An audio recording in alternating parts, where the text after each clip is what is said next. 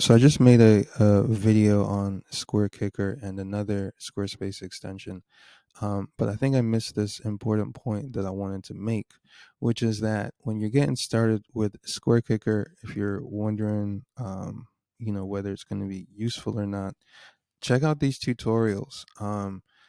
These are going to get into a lot of the use cases that can inspire you and get you thinking of different ways that you can use the tool.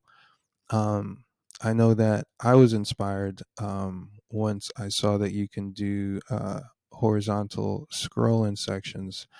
It kind of unlocked a bunch of things that I had in my mind that I wanted to do.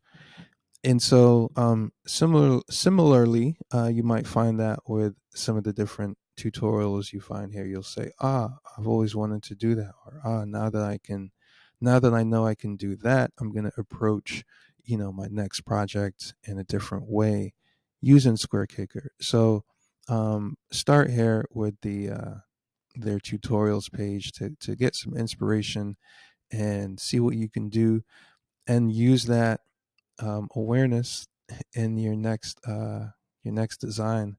And yeah, very interested to see what you can come up with. All right, peace.